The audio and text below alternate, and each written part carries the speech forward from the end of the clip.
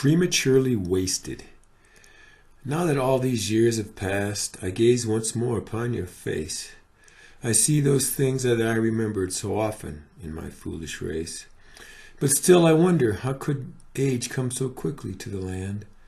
How could you have changed so much in the lifetime of just one man?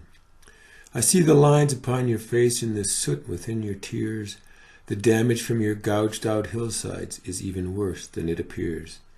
I gasp in disgust at the condition of that once fair, sweet meadow. I fear for myself looking at the waste and garbage from long ago. And I remember how your beauty beckoned me the closer that I drew, and how I now howl at what little remains still comes shining through. I shed a tear now and again as your dawn still nuzzles me as it used to do. I only wish I could have loved you as much, but simply left you as I found you. Everywhere I see the struggle to tame, control, and then finally to enjoy. But around me too, I miss that wild presence that just had to be destroyed. Your streams hold fish raised in tanks on pellets and dumped from trucks.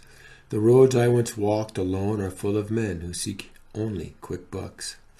The sunsets have grown deeper with all our smog and smoke. The summers have grown longer, and the winters are not as cold.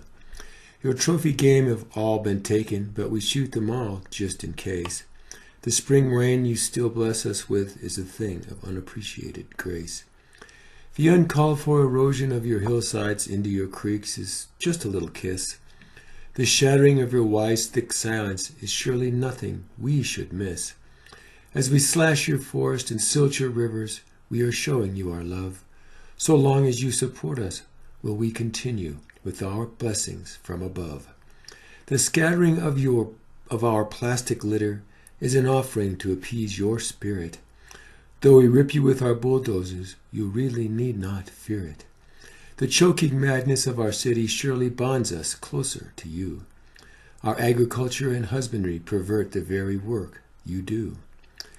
The way we treat each other mirrors what we think you find fair. Our system values greedy self-interest as you valued the water and the air. We invented a merciful, beneficent God who blesses our daily destruction, and we bade that God command us to take dominion with our construction. After a long time in my short life, I never thought you could change very much, but many of the things I thought would last returned to ash and such. The rate that we extinguish your precious life forms drains your very vigor. Your resources are severely strained by our awful population figures. Your waters now filled with toxic runoffs no longer flow without a care.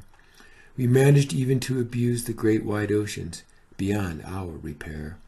How do your ancient senses relate to our blind and mindless noise? Why is it that I know it truly was much better before these foolish boys? In your silent mercy you fully support our arrogant and ignorant folly. You grow old before your measured time, amid our foolish caterwauling.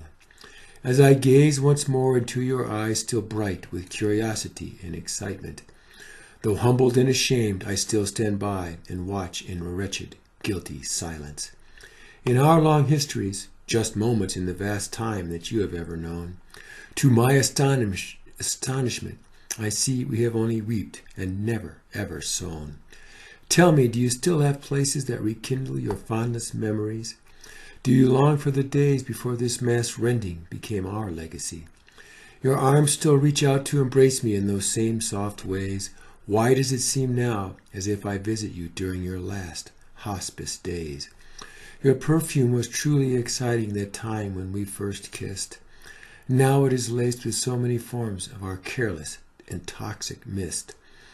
I remember your many coats of splendor made of trees, grass, and flowers, now grown threadbare with excavation, mining, and dark modern towers. There is a contradiction looking upon you now as you lay sleeping. Your present image draws a profound mixture of nausea and weeping. From all directions come reports of unending insults to your perfection. I realize with shame it must get worse with each of our generations. I wonder if you are mortally wounded or perhaps merely ill.